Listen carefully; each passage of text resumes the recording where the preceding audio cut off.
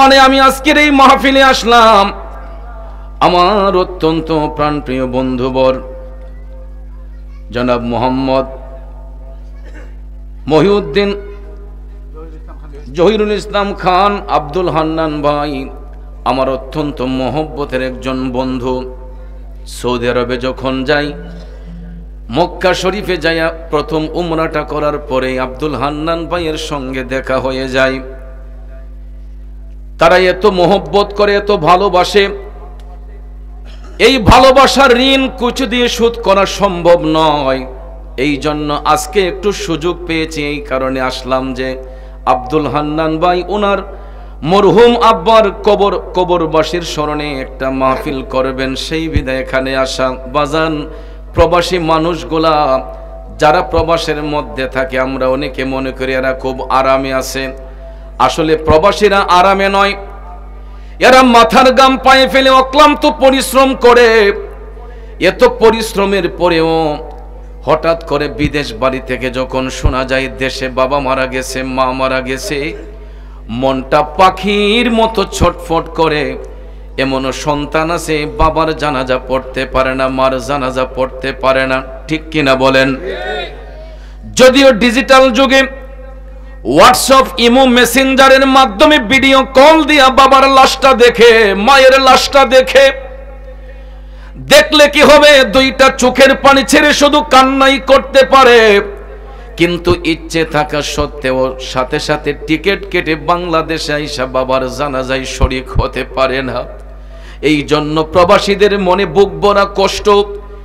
আমি যখন সৌদি আরবে গিয়েছি, কত প্রবাসী আমারে জড়াইয়া দইরা কান্না করছে, হুজুর এমন দেশে থাকি, 2টা টাকা ইনকাম করি, কিন্তু হুজুর বাবার জানাজা পড়তে পারি নাই, মার জানাজা পড়তে পারি নাই।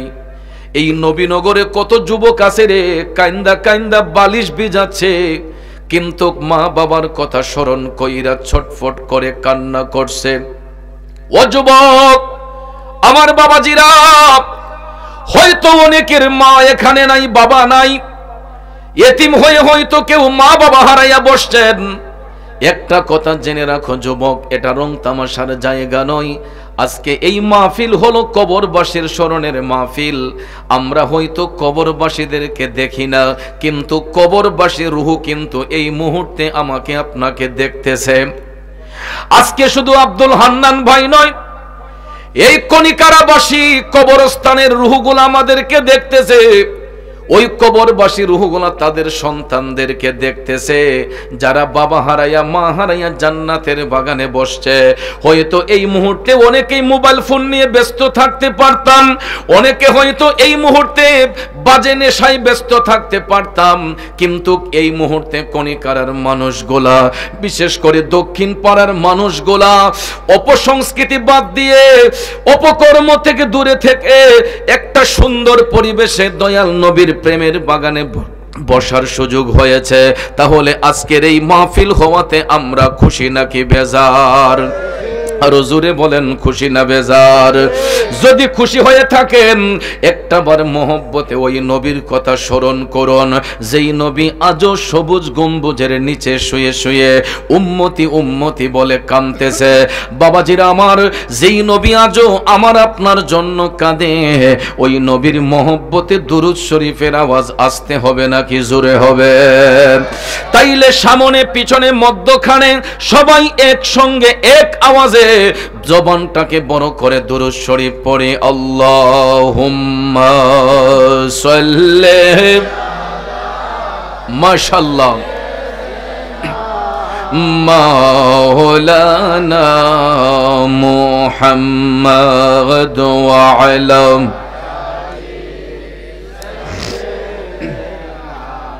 মাওলানা আসুন জীবনের গুনাহ মাফ করার জন্য সবাই আপন আপন কালবের দিকে মুতাওয়াজ্জি হইয়া একটু মধুর কণ্ঠে মধুর আওয়াজে আল্লাহ রাব্বুল আলামিনের জিকিরে মশগুল হয়ে যায়।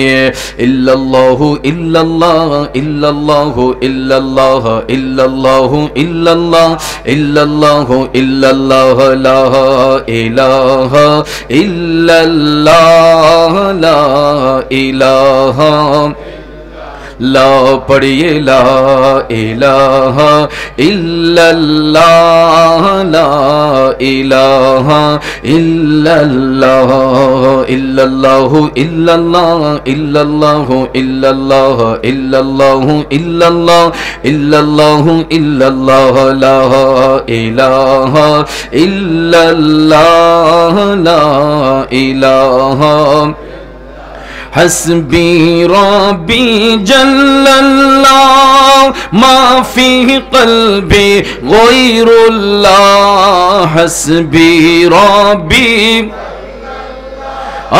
ما فيه قلبي غير الله نور محمد صلى الله لا إله إلا الله إلا الله إلا الله إلا الله إلا الله إلا الله إلا الله إلا الله إلا الله لا إله إلا الله لا إله لا إله إلا الله محمد رسول الله صلى الله عليه وسلم একটা জবান বন্ধ রাখবেন না, জবান খুলে উচ্চস্বরে বলুন আল্লাহু আকবার। আর একটু মায়ার সুরে পড়ি ইয়া রাসূলুল্লাহ। বিসমিল্লাহির রহমানির রহিম।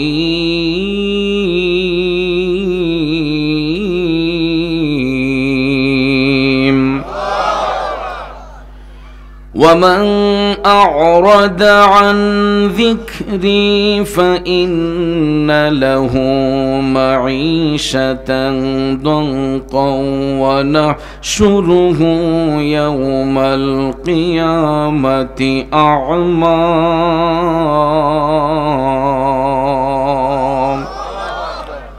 صدق الله العظيم وصدق رسوله النبي الحبيب الكريم ونحن على ذلك من الشاهدين والشاكرين والحمد لله رب العالمين ربي صل وسلم وبارك عليهم आजिले उनके पाना आज मदद मांग उनसे आजिले उनकी पना आज मदद मांग उनसे फिर न मांगे के किया मत में अगर मानो गया। अम्मा बाद उपस्थित ঐতিহ্যবাহী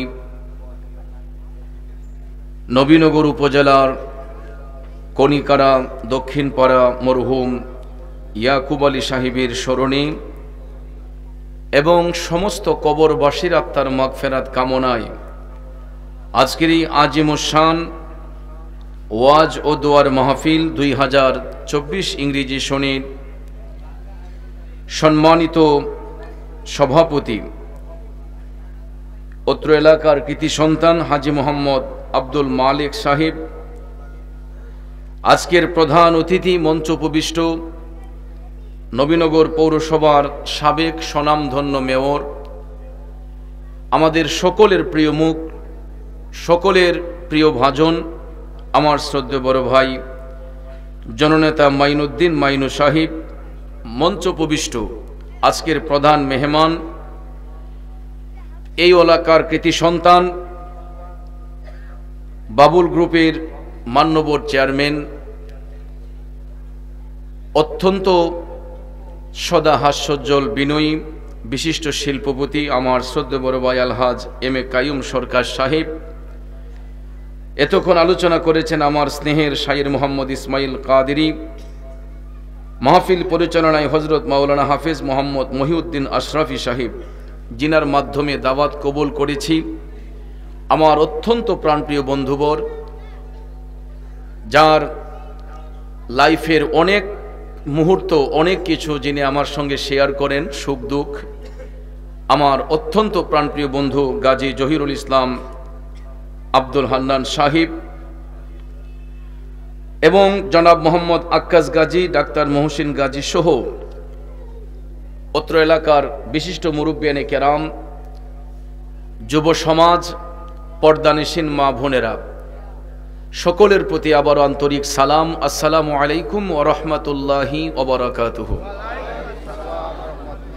রব্বুল ইজ্জতের আলিশান দরবারে লাখো কোটি শুকর গুজার করার পর প্রিয় নবী সরকারে দু আলম নূরে মুজাসসাম মুহাম্মদুর রাসূলুল্লাহ সাল্লাল্লাহু তাআলা আলাইহি ওয়াসাল্লামের শানে নাতে মুস্তাফা দুরুদে মুস্তাফা সাল্লাল্লাহু আলাইহি ওয়াসাল্লাম পরিবেশন করে মহাগ্রন্থ আল কোরআনুল কারীমের সূরা তাহার 124 নম্বর আয়াতে পাক তেলাওয়াত করেছি।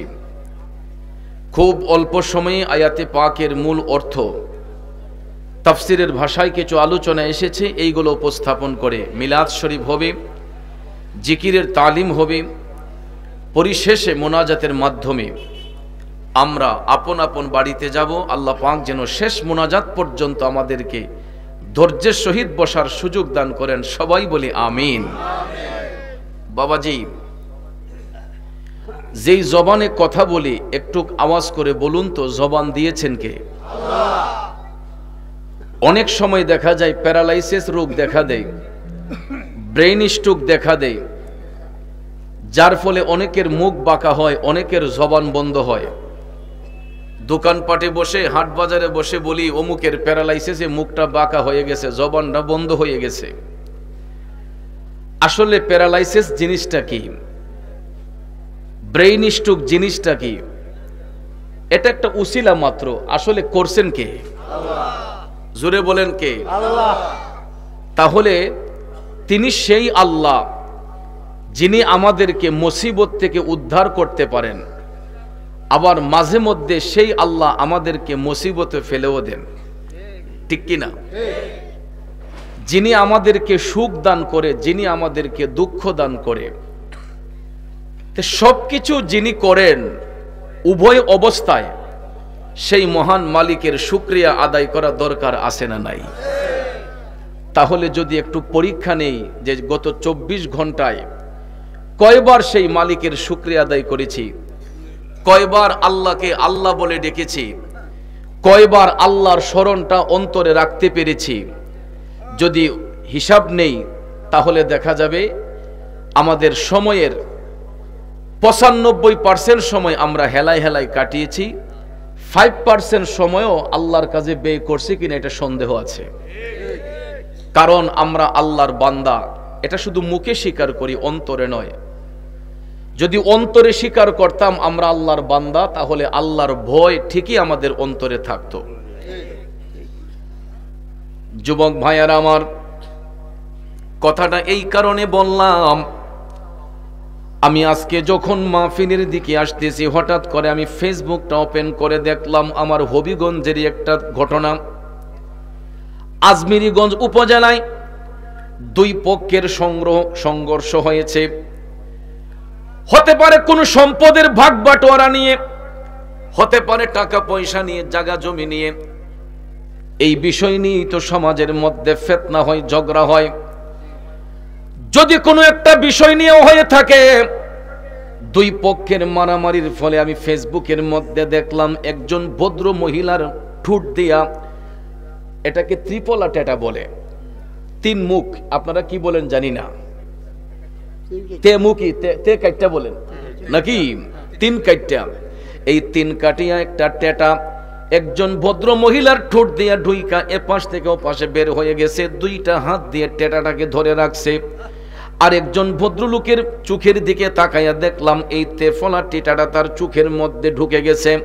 আরেকজন ভদ্রলোককে দেখলাম হতে পারে তার ডাইন সাইডে অথবা বাম সাইডে টেটাটা ঢুকে গেছে। আমি দেখতেছি রক্তগুলা টপ টপ করে পড়তেছে। হঠাৎ করে তাদের এই দৃশ্য দেখে আমার চোখটা দিয়ে পানি চলে আসলো। এরাও তো কোনো না কোনো মায়ের সন্তান, যারা তাদেরকে আঘাত করেছে অথবা এরাও হয়তো তাদেরকে আঘাত করেছে। দুই পক্ষের সংঘর্ষ হওয়ার কারণে এক পক্ষ আরেক পক্ষকে রক্তাক্ত করেছে। আব্বাজিরা আমার, এটা সভ্য সমাজে মুসলমানদের কাজ হতে পারে না। এইগুলা হচ্ছে জাহিলি খাসিয়ত। কথা কোন ঠিক কিনা? আইয়ামে জাহিলিয়াতের যুগে এই সমস্ত বর্বরতা হতো, এই সমস্ত মূর্খতা হতো। কারণ এখন তো আমরা সভ্য সমাজে বাস করি, এখন কেন এই সমস্ত দৃশ্য হবে? তখন আমার মনে পড়ে গেল, এরা হয়তো আমার আল্লাহর তাআলার ভয় অন্তরে রাখতে পারে নাই, আল্লাহর স্মরণ হয়তো তাদের অন্তরে ছিল না, যেই কারণে তাদের আজকে এই অবস্থা। ওই সমস্ত গাফেল ব্যক্তিদের সম্পর্কে সূরা তাহার 124 নাম্বার আল্লাহ রাব্বুল আলামিন ঘোষণা করেন, বিসমিল্লাহির রহমানির রহিম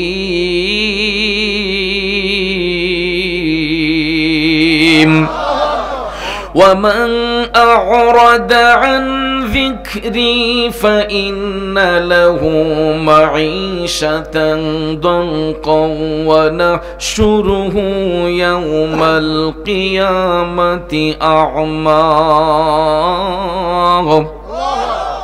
আল্লাহ রাব্বুল আলামিন বলে, ও জগৎবাসীরা শোনো, যারা আমি আল্লাহর জিকির থেকে দূরে সরে যায়, যারা আমি মৌলার স্মরণ থেকে গাফেল হয়ে যায়, আল্লাহ বলেন আমি তাদের জন্য কঠিন শাস্তি নির্ধারণ করে রেখেছি। আর ওই শাস্তির ধরনটা বলতে গিয়ে আল্লাহ বলেন, রোজ কিয়ামতের ময়দানে ওই সমস্ত ব্যক্তিদেরকে আমি অন্ধ করে উত্তোলন করব। তখন কিয়ামতের ময়দানে ওই লোকগুলো আমার আল্লাহকে এইভাবে প্রশ্ন করবে, ক্বালা রাব্বি লিমা হাশারতানি আ'মা ওয়া কাদ কুনতু বাসীরা। লোকেরা আল্লাহ তাআলাকে বলবে, আল্লাহ আমরা তো দুনিয়ার জমিনে চক্ষুষ্মান ছিলাম, আমাদের তো দৃষ্টি শক্তি ছিল, দৃষ্টি থাকা সত্ত্বেও আজকে কিয়ামতের ময়দানে কেন আমাদেরকে অন্ধ করে উঠাইলা? তখন আমার আল্লাহ তাদের জবাব দিয়ে বলবেন, ক্বালা কাযালিকা আতাতকা আয়াতুনা ফানাসিতাহা ওয়া কাযালিকাল ইয়াউমা তুনসা। জোরে বলুন না আল্লাহু আকবার। আমার আল্লাহ জবাব দিবে, বান্দা এই কারণে আজকে তোমাকে অন্ধ করে উঠানো হয়েছে, কারণ আমি আল্লাহর সত্য বিধান তোমার নিকট পাঠানো হয়েছিল। আমার সত্য বিধান পাবার পরও তোমার দৃষ্টি থাকা সত্ত্বেও তুমি আমার সত্য বিধানকে গ্রহণ করো নাই। সত্য বিধান মানে হচ্ছে মহাগ্রন্থ আল কোরআন। আল্লাহ বলে, বান্দা আমার সত্য কিতাব, সত্য কোরআন আমার হাবিবের মাধ্যমে তোমাদের নিকট পাঠিয়েছে, তোমাদের দৃষ্টি থাকা সত্য তোমরা তা অনুধাবন করো নাই, অনুসরণ করো নাই, যেই কারণে আজকে কিয়ামতের ময়দানে আমি আল্লাহ তোমাদেরকে দৃষ্টি থাকার পরেও অন্ধ বানায়া উত্তোলন করেছে। তাইলে বলুন, আল্লাহর আদেশ মান্য করলে লাভ হয় না লস হয়? আল্লাহর আদেশ অমান্য করলে লাভ হয় না লস হয়? বন্ধুরা আমার, বাবাজিরা, মানব জাতির উত্তম সংবিধান হচ্ছে মহাগ্রন্থ আল কোরআন। কথা বলেন ঠিক কিনা? প্রত্যেকটা মুসলমানের ঘরের মধ্যে যদিও কোরআন শরীফ আমরা যত্ন করে রেখেছি, কিন্তু তার সঠিক চর্চা অনেক পরিবারের মধ্যে হয় না। আজকে যদি কোরআন শরীফের চর্চা যদি প্রত্যেকটা ঘরে ঘরে থাকতো, এই সমাজের মধ্যে মারামারি হইতো না, কাটাকাটি হইতো না, হিংসা নিন্দা থাকতো না, গীবত থাকতো না, চুগলখড়ি থাকতো না, পরনিন্দা থাকতো না, মানুষ আল্লাহর ভয় অন্তরে রাখতে পারতো। কথা বলেন ঠিক না বেঠিক? কিন্তু একটাই কারণ হলো, কোরআন শরীফ আমাদের ঘরের মধ্যে আমরা রাখছি ঠিক, কিন্তু এর চর্চা আমাদের মধ্যে নাই। আমরা দুনিয়ার অর্থ সম্পদের লোভে এমন ভাবে মত্ত হয়ে গেছি, একটা বড় আল্লাহর ভয় অন্তরে কাজ করে না। অনেকে আছে কাকে মাইরা ব্যবসার মধ্যে লাভবান হবে, কেউ আছে কার চাকরিচ্যুত করে নিজে ওই জায়গাটা দখল করবেন। ঠিক কিনা বলুন? কার জায়গাটা কে দখল করবে সমাজের মানুষ উপচে পড়ে লেগে থাকে। আচ্ছা বলুন, আমি যদি সারা দিন জমিনে কাজ করি, ফসল যদি ভালো ফলাইতে চাই, বরকত দেওয়ার মালিক কে? আমরা কি নিজে নিজে ফসলে বরকত বাড়াতে পারবো? চাকরিতে পারবো? ব্যবসাতে পারবো? কিন্তু ভাইয়েরা আমার, সমাজের মানুষ আল্লাহকে ডাকার সময় হয় না। যদি জিজ্ঞেস করেন ভাই নামাজ কালাম পড়েন না কেন, কয় ভাই কাজ কামের কারণে পারি না। ঠিক না ঠিক? একটা সহজ কথা বলে দেয় যে কাজকর্ম করার কারণে নামাজটা সঠিকভাবে পড়তে পারি না, হেত পাথরে থাকি, সঠিকভাবে নামাজটা পড়তে পারি না। আমি বলবো ভাইয়া, আপনার জন্য তো আল্লাহ পাক পুরাটা জমিনকে নামাজের জন্য পাক বানিয়ে দিছে। কথা বলেন ঠিক কিনা? আপনার জন্য পুরাটা জমিনকে আমার আল্লাহ নামাজের জন্য পাক বানাইয়া দিছে। আপনি ক্ষেত পাথরে কাজ করেন, অসুবিধা নাই। ইযা কুদিয়াতুস সালাত, যখন সালাতের জন্য ডাকা হবে সালাত কায়েম করুন। সঙ্গে সঙ্গে আল্লাহ বলেছেন ফান্তাশিরু ফিল আরদ, যখন সালাত শেষ হইয়া যায় তুমি রিজিকের তাল্লাশ করো, আর বৈরাগ্য হয়ে বইসো না, তুমি রিজিকের তাল্লাশ করো, ঘাম জড়াও। কিন্তু এত সুন্দর বিধান পাবার পরেও আজকে দেখা যায় আমরা আল্লাহর ইবাদত থেকে বঞ্চিত। বন্ধুরা আমার, বাবাজিরা আমার, পৃথিবীর মধ্যে যতটা রাষ্ট্র আছে প্রত্যেকটা রাষ্ট্রের মধ্যে সংবিধান রচনা আছে না নাই? আমাদের বাংলাদেশের মধ্যেও রাষ্ট্রীয় সংবিধান আছে, কিন্তু মাঝে মধ্যে দেখা যায় সংবিধানের মধ্যে উলট পালট হয়। কিন্তু মুসলমান শুনো রে, পৃথিবীর মধ্যে উত্তম সংবিধান হচ্ছে মহাগ্রন্থ আল কোরআন। যেই কোরআনের মধ্যে আমাদের পারিবারিক শিক্ষার গুরুত্ব আছে, রাষ্ট্রীয় শিক্ষার গুরুত্ব রয়েছে, সামাজিক শিক্ষার গুরুত্ব রয়েছে। কথা বলেন ঠিক কিনা? অর্থাৎ এই কোরআন শরীফের মধ্যে এমন কোনো দিক নাই যেই দিকে আমার আল্লাহ আমাদের গাইডনেস না করেছেন। আসল কথা হলো আমরা এই কোরআনকে ফলো করে না বিধায় এই জন্য আজকে বিশ্বের মধ্যে আমরা পিছিয়ে আছি। আর আমাদের সত্যবাণী কোরআনকে রিসার্চ করে আজকে ইহুদি খ্রিস্টানরা আকাশপথে উড়োজাহাজ উড়াচ্ছে, সমুদ্রপথে জাহাজ দৌড়াচ্ছে। কথা কোন ঠিক কিনা? আপনি গণনা করে দেখেন কয়টা মুসলমান বিজ্ঞানী আছে আকাশপথে উড়োজাহাজ উড়ায়, কয়টা মুসলমান বিজ্ঞানী আছে সমুদ্রপথে জাহাজ দৌড়ায়, কয়টা মুসলমান বিজ্ঞানী আছে বড় বড় বৈজ্ঞানিক যন্ত্রপাতি আবিষ্কার করে। খোঁজ করলে দেখা যায় যদিও মুসলমানের মধ্যে বিজ্ঞানীর জন্ম হয়েছে, কিন্তু ওইগুলাকে ইহুদি খ্রিস্টানগুলা টাকা দিয়ে কিনে নিচ্ছে। কথা বলেন ঠিক কিনা? আমাদের বাংলাদেশেও ইতিপূর্বে দেখেছি কিছু কিছু মেধাবী যুবক, এরা যখন মোটরসাইকেলের পার্টস বানিয়ে ফেলে, বাতাসের সাহায্যে যখন মোটরসাইকেল দৌড়াতে পারে, তখন এই সেগুলা তারা আন্তর্জাতিক মিডিয়ার মাধ্যমে দেখে ওই ছেলেগুলাকে কোটি কোটি ডলার দিয়ে কিনে নিয়ে যায়। কারণ মুসলমানদের মেধার বিকাশ ঘটাইবার সুযোগ তারা দেয় না ইহুদি খ্রিস্টানরা। কথা কোন ঠিক কিনা? যদি ভাইয়ার আমার পৃথিবীর সমস্ত মুসলমান কোরআন নিয়ে গবেষণা করত, তাইলে মুসলমান জাতির মধ্যে উত্তম জাতি পৃথিবীতে তো আর কেউ নাই। কারণ আল্লাহ রাব্বুল আলামিন কোন ধর্মের কথা কোরআনে বলেন নাই, একটা ধর্ম ছাড়া, এই ধর্মটাই হলো ইসলাম। এই জন্য আমার আল্লাহ বলেন ইন্নাদ দীনা ইনদাল্লাহিল ইসলাম। আল্লাহ বলে আমার কাছে একটা মাত্র মনোনীত দিন, এটাই হলো দীনিয়াল ইসলাম। কথা বলেন ঠিক কিনা? আর ওই ইসলাম ধর্মের অনুসারী যারা হবে এরা আল্লাহর হাবিব রহমাতাল লিল আলামিন নবীর গোলাম হবে। কারণ আল্লাহ রাব্বুল আলামিন রহমাতাল লিল আলামিন নবীকে এই বিশ্বভুবনের মধ্যে পাঠাইয়া মুসলিম জাতিকে পৃথিবীর শ্রেষ্ঠ জাতি রূপে স্বীকৃতি দিয়েছেন। কথা বলেন ঠিক না বিঠে? ভাইয়ার আমার, বন্ধুরা আমার, আল্লাহর পক্ষ থেকে অসংখ্য কিতাব অবতীর্ণ করা হয়েছে। আমরা জানি আসমানি কিতাব 104 খানা। কথা কোন ঠিক না বিঠে? এর মধ্যে ভাইয়েরা আমার প্রত্যেকটা কিতাব আল্লাহ এক একজন নবীর উপর অবতীর্ণ করেছেন। আমাদের নবীর উপর আল্লাহ যেই কিতাব অবতীর্ণ করলেন এটা হচ্ছে মহাগ্রন্থ আল কোরআন। আর এই কোরআন নিয়ে আমার আল্লাহ বিশ্ববাসীর সঙ্গে চ্যালেঞ্জ করে বলতেছেন, যালিকাল কিতাবু লা রাইবা ফীহি।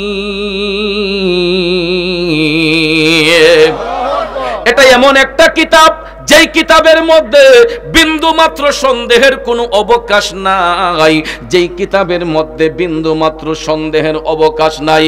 অথচ দেখেন মানব রচিত কিতাবের মধ্যে ভুল ত্রুটি স্বাভাবিক। ঠিক কিনা কোন? আমি বলেন আপনি বলেন, আমরা নিজেরা যদি একটা বই রচনা করি, আমরা ইন্ট্রোডাকশনে অর্থাৎ ভূমিকার মধ্যে পাঠক মহলের কাছে আগে সরি স্বীকার করি যে লেখার মধ্যে ভুল ত্রুটি স্বাভাবিক, ঠিক কিনা বলেন? কিন্তু ভাইয়ার আমার, পৃথিবীর মধ্যে একটাই কিতাব আছে যার শুরুতে কোনো সরি নাই, শেষেও কোনো সরি নাই, এটা হলো মহাগ্রন্থ আল কোরআন। আর এই কোরআন নিয়ে আল্লাহ রাব্বুল আলামিন বলেছেন এটা দাজ্জালের জন্য পথ প্রদর্শক হবে না, কাজ্জাবের জন্য পথ প্রদর্শক হবে না, বেবিচারীর জন্য পথ প্রদর্শক হবে না। আমার আল্লাহ বলেন হুদাল্লিল মুত্তাকিন,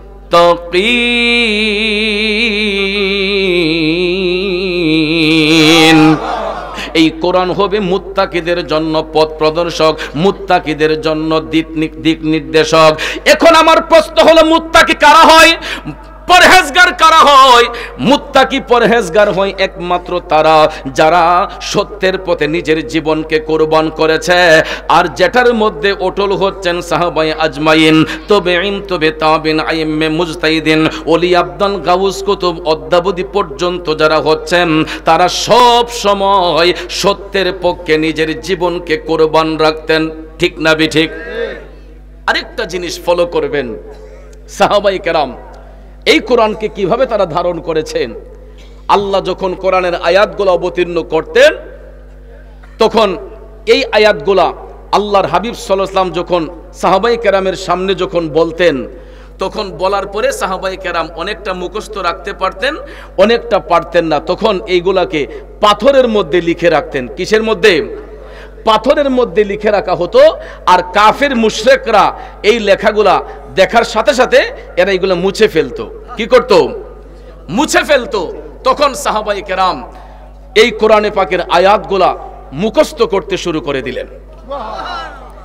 নবীর প্রিয় সাহাবী হযরতে উসমান যুন্নুরাইন রাদিয়াল্লাহু তাআলা আনহু কোরআনে পাকের আয়াতগুলা তিনি ঠোঁটস্থ কণ্ঠস্থ মুখস্থ করতে করতে ৬৬৬৬ আয়াতে কারিমা মুখস্থ করেছেন, যা পরিপূর্ণ কোরআনে পাক পূর্ণাঙ্গ হয়েছে। সুবহানাল্লাহ বলেন। এই কারণে ভাইয়ারা আমার, পৃথিবীর জমিনে একমাত্র মুসলমানদের পক্ষেই এই মহাগ্রন্থ আল কোরআনুল কারীম ঠোঁটস্থ কণ্ঠস্থ মুখস্থ করা সম্ভব হয়। এছাড়া পৃথিবীর মধ্যে কোনো মায়ের সন্তান বলতে পারবে না যে আমি ইনজিলটা মুখস্থ করেছি, আমি বাইবেল মুখস্থ করেছি। পারবে বলতে? একমাত্র দেখেন, আপনি যদি সারা বাংলাদেশ ঘুরেন, একটা বাইবেল একটা ইনজিল মুখস্থ করা লোক খুঁজে পাবেন না। কিন্তু শুধু কণিকারা দক্ষিণ পাড়া যদি আমি তাল্লাশ করি, না হইলেও ৫ থেকে ৬ জন কোরআনের হাফেজ বের করতে পারবো। কথা কোন ঠিক না বেঠিক? আমি গ্রাম বাদ দিলাম, শুধু একটা পাড়ার কথা বললাম, উপজেলা জেলা তো বাদই দিলাম। ভাইয়েরা আমার, বন্ধুরা আমার, একটা ইউনিয়নের মধ্যে যদি খোঁজ করেন ১০০ কোরআনের হাফেজ খুঁজে পাবেন, কিন্তু একটা দেশ খুঁজে দেখেন একটা ইনজিল মুখস্থ করা লোক খুঁজে পাবেন না, বাইবেল মুখস্থ করা লোক খুঁজে পাবেন না। এখন প্রশ্ন হলো পাবেন না কেন? কারণ ভাইয়েরা আমার, পাবার কথাও নয়, কারণ কোরআনে পাকই একমাত্র কিতাব যেটা মুসলমানদের পক্ষে ঠোঁটস্থ কণ্ঠস্থ মুখস্থ করা সম্ভব হয়। কথা বলেন ঠিক কিনা? আজকে আমরা অনেকে হয়তো কোরআন পড়তে পারি না, কিন্তু দেখা যায় তার ঔরসের সন্তান কোরআনের হাফেজ হয়ে গেছে। আমি নিজে কোরআন পড়তে পারি না, দেখা যায় আমার ছেলে কোরআনের হাফেজ হয়ে গেছে। কথা বলেন ঠিক কিনা? এই জন্য আমার ভাইয়েরা বন্ধুরা, পৃথিবীর জমিন থেকে সব কিছু মুছতে পারলেও কোরআনের একটা অক্ষরও পৃথিবীর কেউ মুছতে পারবে না। কথা বলেন ঠিক না বিঠিক? এই জন্য একজন কবি লিখেছিলেন, ও যদি আগুন লেগে ধ্বংস হয়, যদি আগুন লেগে ধ্বংস হয় পৃথিবীর সব বইয়ের দোকান, তবে বিশ্ব থেকে হারাবে না পবিত্র কোরআন, বিশ্ব থেকে হারাবে না পবিত্র কোরআন। কথা বলেন ঠিক না বেটি? আল্লাহু আকবার, আল্লাহু আকবার, ইয়া রাসূলুল্লাহ, ইয়া রাসূলুল্লাহ। যা লিখেছো পাক কোরআনে মানে যেন আমার মনে, মানে যেন সবার মনে। আল্লাহ ও দয়াল আল্লাহ, যা লিখেছো পাক কোরআনে মানে আর মনে, মানে যেন সবার মনে। দয়াল নবীর গুণগানে, দয়াল নবীর গুণগানে হয়ে যাই মশগুল। আল্লাহ করো হে কবুল, আল্লাহ করো হে কবুল। যার নাম রেখেছো নিজে মুহাম্মদ রাসূল, সেই নামের উসিলায় দোয়া করো রে কবুল, আল্লাহ করো হে কবুল। খারাপ লাগতেছে বাবাজিরা, একটু মনোযোগ বাবাজিরা আমার। এই কোরআন নিয়ে আমার আল্লাহ এই কারণে চ্যালেঞ্জ করলেন, কারণ কোরআন এমন একজন নবীর উপর অবতীর্ণ করা হয়েছে যিনি হচ্ছেন সমস্ত নবীগণের নবী, সব নবীদের সরদার, যিনি হলেন রাহমাতাল লিল আলামিন। কথা কোন ঠিক কিনা? এই জন্য মুফাসসিরিনে কেরাম বলেন কোরআন হচ্ছে কালামে এলাহি, আর আমার রাসূল হচ্ছেন রহমতে এলাহি। ঠিক কিনা? রসুল হচ্ছেন আল্লাহর পক্ষ থেকে রহমত, আর কোরআন হচ্ছে আল্লাহর পক্ষ থেকে সত্যবাণী। কথা কোন ঠিক কিনা? এই সত্যবাণীকে আল্লাহ সত্য নবীর উপর অবতীর্ণ করেছেন বিদায় আল্লাহ তাআলা তাওরাত, জবুর, ইনজিল এগুলা নিয়ে আল্লাহ তাআলা চ্যালেঞ্জ করে নাই। আমার আল্লাহ কোরআন নিয়ে বিশ্ববাসীর সঙ্গে চ্যালেঞ্জ ছুড়ে দিয়েছেন, যালিকাল কিতাবুল লা রাইবা ফি। এটা এমন একটা কিতাব যার মধ্যে বিন্দু মাত্র সন্দেহের কোনো অবকাশ নাই। কথা বলেন ঠিক না ঠিক? তাহলে ওই কোরআন ফলো করা আমাদের দরকার আছে না নাই? আরো জোরে কোন আছে না নাই? বন্ধুরা আমার, বাবাজিরা, মানুষের পক্ষে যদি অ্যান্ড্রয়েড মোবাইল ফোন চালানো সম্ভব হয়, তাইলে কোরআনের পথে হাঁটলে কোরআন শিক্ষা অসম্ভব হবে কেন?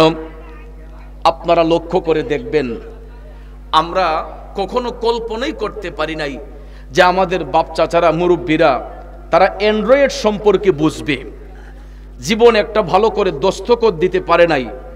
এই ভদ্রলোকও দেখা যায় এখন কোনটা হোয়াটসঅ্যাপ, কোনটা মেসেঞ্জার, কোনটা ইমো, এটা ভালো করে বুঝে। কথা বলেন ঠিক না ঠিক? কয় না ইমোতে ক্লিয়ারও না, কয় হোয়াটসঅ্যাপে কল দে। কথা বলেন ঠিক না ঠিক? মুরব্বী দস্তখত দিতে পারে না, কিন্তু দেখা যায় অ্যান্ড্রয়েড মোবাইল ফোন বিদেশ থেকে ছেলে পাঠিয়েছে বা বাংলাদেশ থেকে কিনে দিয়েছে। দেখা যায় ছেলে বাবার সঙ্গে কথা বলবে, ওই বাবা ছেলের সঙ্গে কথা বলতে বলতে মোবাইল ফোন টিপতে টিপতে দেখা যায় অ্যান্ড্রয়েড মোবাইল সম্পর্কে এই মুরব্বী বাবারও পর্যন্ত ভালো ধারণা আছে। কথা কোন ঠিক না ঠিক? ভাইয়ের আমার, বন্ধুরা আমার, শুধু মুরব্বী কেন, যারা পড়াশোনা করে নাই, আমি দেখেছি অনেক দিন মজুর বাবা, রিক্সা চালক বাবা, সিএনজি চালক ভাই, আমি দেখেছি যারা কখনো অ্যান্ড্রয়েডের স্বপ্ন দেখে নাই, ওই সমস্ত ভাইগুলো এখন আইফোন সম্পর্কে ধারণা রাখতে পারে, মোবাইল সম্পর্কে ভালো ধারণা রাখতে পারে।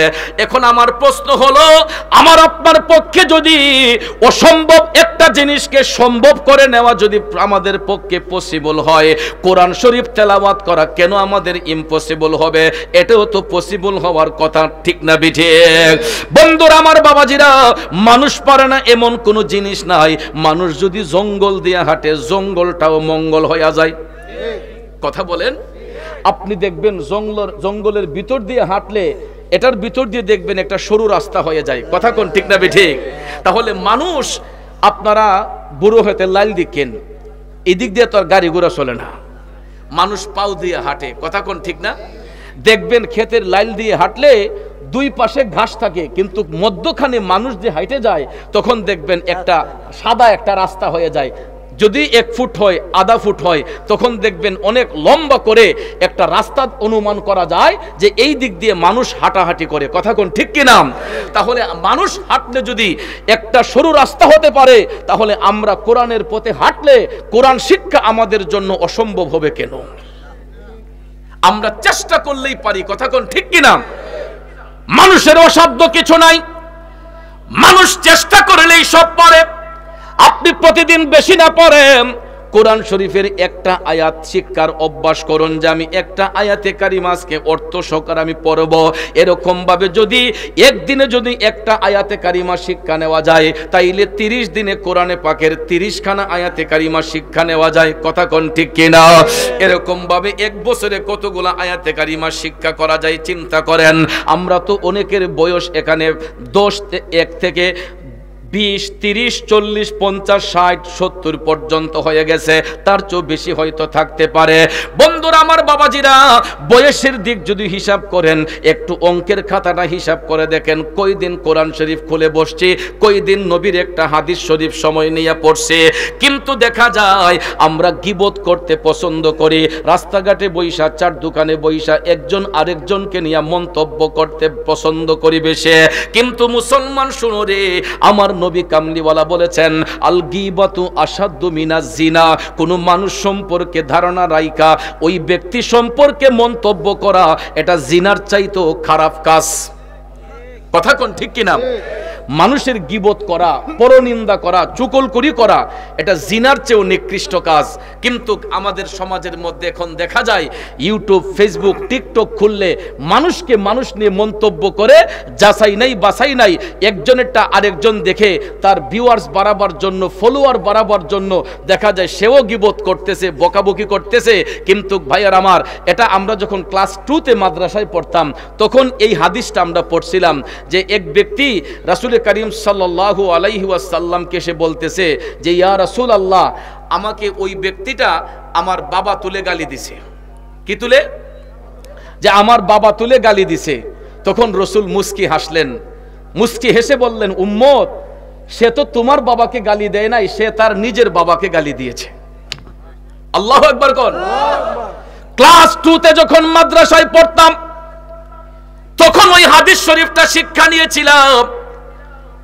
সাহাবী আয়েশা প্রশ্ন করলেন, নবী গো, আমাকে ওই ব্যক্তিটা অমুকের ঘরে অমুক বলেছে, আমার বাবাকে তুলে গালি দিয়েছে।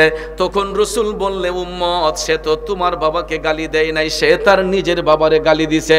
কারণ কেউ যদি অন্যকে গালি দেয়, ওই গালিটা তার বাবার উপর পড়বে না, বরঞ্চ যেই ব্যক্তি গালি দিল তার বাবার উপর ওই গালিটা পড়ে। তাইলে বাজান আমার, চিন্তা করে দেখবেন, একটা মানুষের ইজ্জত নষ্ট করার জন্য, একটা মানুষকে সমাজের মধ্যে হেয় প্রতিপন্ন করার জন্য এই ফেসবুকের মধ্যে, টিকটকের মধ্যে একটা কমেন্টই যথেষ্ট। ঠিক না ঠিক? বাবা মা তুলে গালিগালাজ করে, অশালীন ভাবে কথাবার্তা বলে, এবং অনেক ধরনের মন্তব্য। কারণ এটা তো সরকারি জিনিস, কেউ বাধা দেওয়ার কথা নয়।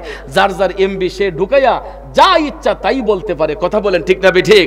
একটা সম্মানী মানুষকে সম্মান হানি করার জন্য এই ফেসবুক, টিকটকই যথেষ্ট। কথা কোন ঠিক না? আপনারা কি মনে করছেন আমরা কি এত বুকার স্বর্গে বাস করি? একটু আগে দেখছেন না, পোলাপান হাসি মস্কারা করে আমারে বলতে, হুজুর হিম হে একটা জিকির করেন। কি জিকির? কয় আমি বলে জিকির করছি, হিম হে ইম জিকির। নাউজুবিল্লাহ বলেন। মোবাইল ফোনের মাধ্যমে কাইম সরকার সাহেব এখানে বসা, উনি বক্তব্য দিচ্ছেন সমাজের উদ্দেশ্যে, কিন্তু এই বক্তব্যটাকে সমাজের বিরুদ্ধে নেওয়ার জন্য এডিটিংটাই যথেষ্ট। কথা বলেন ঠিক কিনা? ওনার গলাটাকে আমি চিকন করতে পারবো, মোটা করতে পারবো, ফাস্ট মোশন দিতে পারবো, স্লো মোশন দিতে পারবো। কথা কোন ঠিক না? আমাদের কষ্ট লাগে ওই জায়গায়। মানুষ যখন শিক্ষিত হইয়া যখন মূর্খদের আচরণ করে, তখন আমার কাছে প্রশ্ন জাগে যে আসলেই তো আমার নবীর হাদিস সত্য। রাসূল ১৫০০ বছর আগে ভবিষ্যৎবাণী করেছেন যে এমন একটা ফিতনার জামানা আসবে, মানুষ অজ্ঞতার মধ্যে বশ করবে, এরা শিক্ষা অর্জন করবে, কিন্তু তাদের আচরণ হবে মূর্খদের মতো। এটা আমার কথা নয়, রাসূল হাদিস শরীফে বলেছেন। কিয়ামতের পূর্ব আলামত বলতে গিয়ে রাসূল বলেছেন যে এমন একটা জামানা আসবে, মানুষ জ্ঞান অর্জন করবে, কিন্তু তাদের শিক্ষাটা মূর্খদের চেয়েও নিকৃষ্টের হবে। এরা শিক্ষা অর্জন করবে, কিন্তু এদের আচরণটা হবে অশিক্ষিতদের মতো, মূর্খদের মতো। কথা কোন ঠিক না ঠিক? বন্ধুরা আমার, বাবাজিরা আমার, শুধু তাই নয়, কিয়ামতের পূর্ব আলামত বলতে গিয়ে রাসূল বলেছেন পৃথিবীর কিয়ামতের আগে 3টা জায়গার মধ্যে ভূমিধসে মানুষ তলিয়ে যাবে। কয় জায়গায়? একটা হবে পৃথিবীর পূর্বাঞ্চলে, আরেকটা হবে পৃথিবীর পশ্চিমাঞ্চলে, আরেকটা হবে আরব ভূপৃষ্ঠে।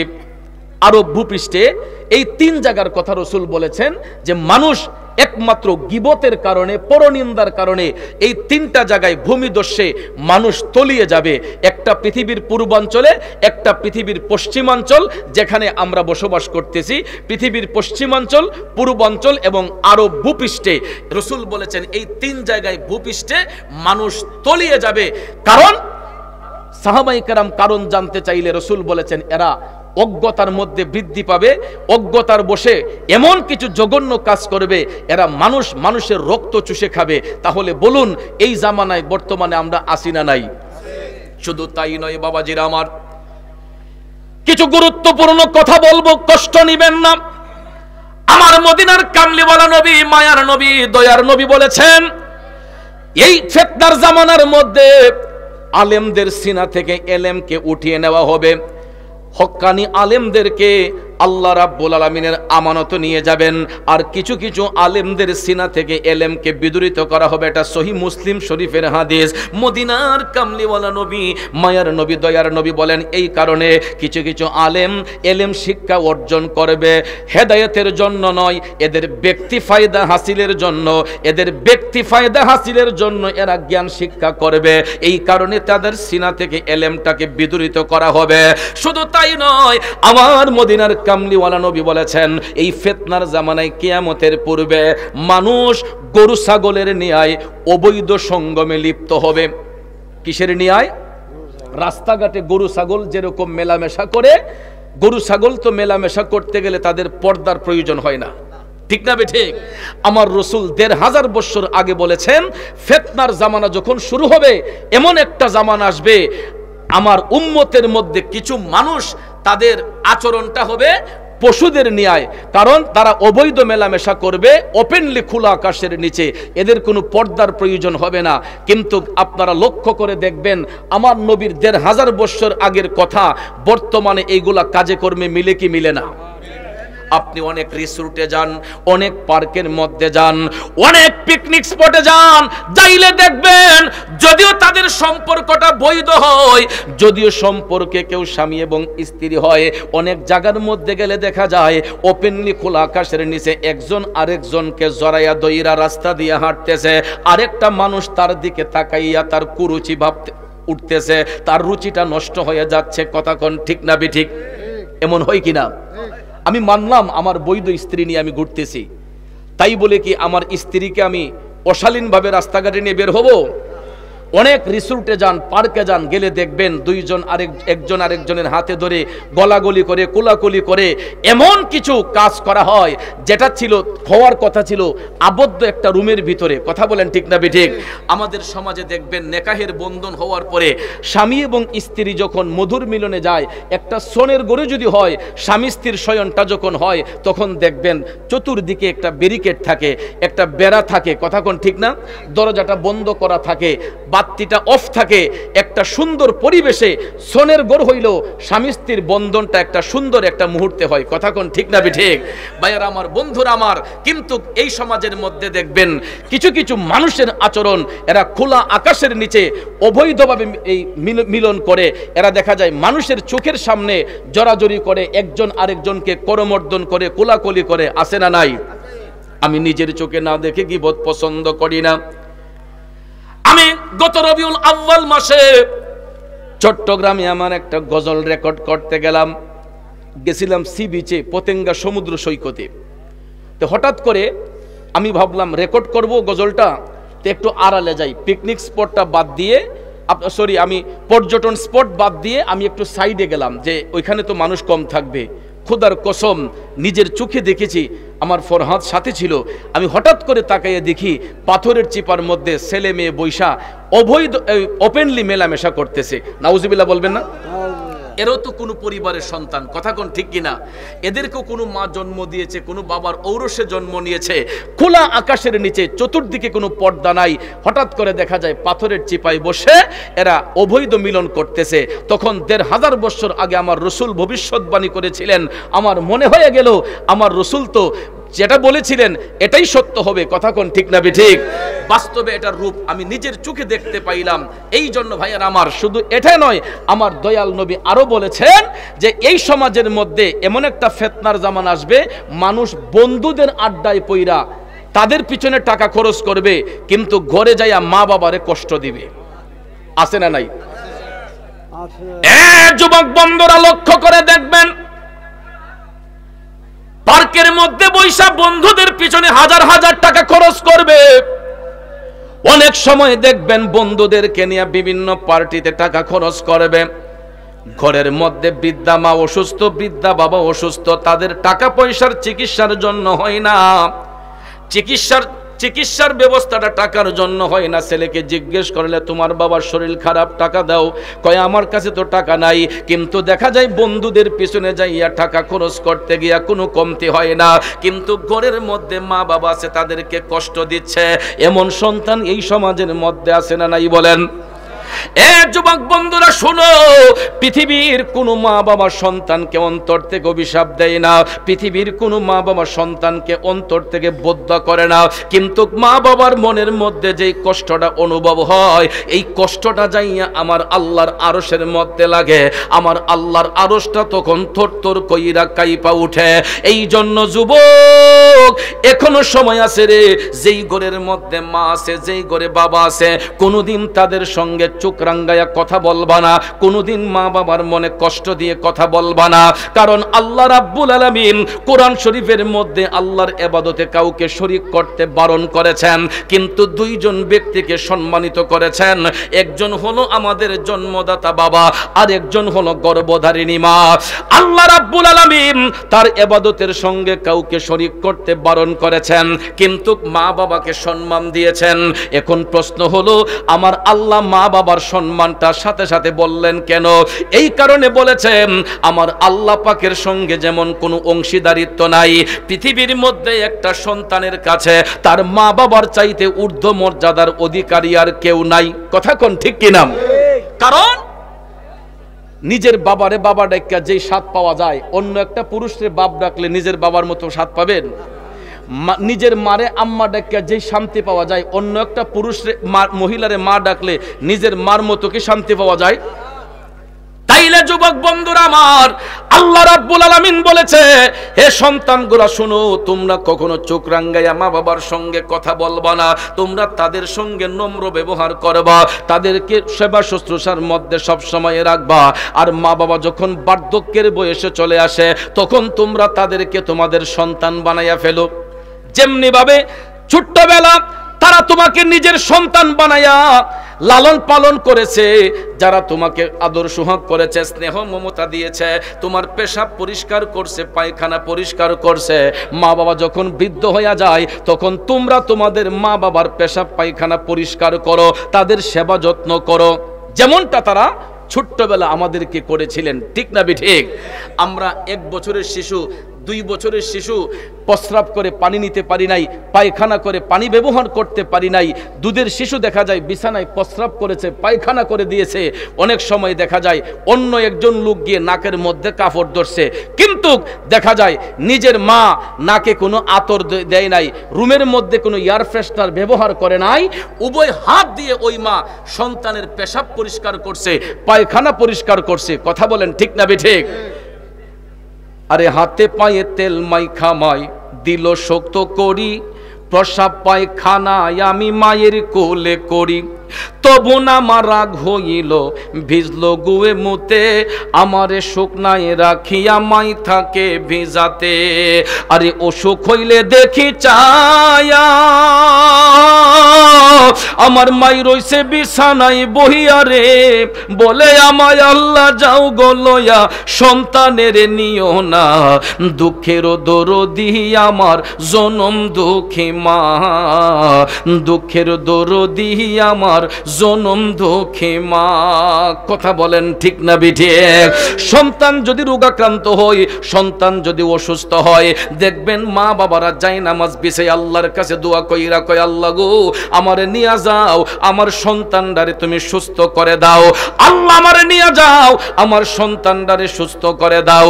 আব্বা এটারই বলে মা, এটারই বলে বাবা। যেই বাবা যেই মা নিজের জীবনটাকে বাজি রেখে সন্তানের ভবিষ্যৎ সুন্দর রাখার চেষ্টা করে, আর আমরা কেমনে বড় হইয়া ওই মা বাবার মনে কষ্ট দেই। যুবক পায়ে হাত ধরে বলবো রে, পৃথিবীর সব কিছু নিয়ে বাঁকবাটোয়ারা হয়, মা বাবার নিয়ে কোনোদিন বাঁকবাটোয়ারা করবেন না। কারণ মৃত্যুর আগের দিন পর্যন্ত নিজের গায়ের চামড়া দিয়া তাদের জুতা বানাইয়া দিলেও পৃথিবীর কোন সন্তান মা বাবার ঋণ শোধ করতে পারবে না।